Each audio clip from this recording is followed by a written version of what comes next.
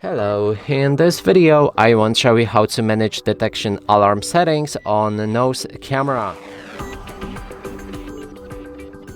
First we'll need to click on the three dots in the top right corner of the app, scroll down and look for detection alarm settings.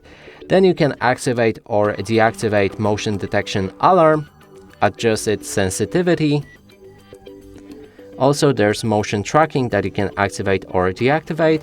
And one last option is to schedule it for a certain time. So we can create a schedule right here, change the starting hour, then repeat rate. We can add the note to identify that schedule, enable or disable push notifications, and also enable or disable motion detection. When we're ready, we can click on a save, and here's our set schedule created.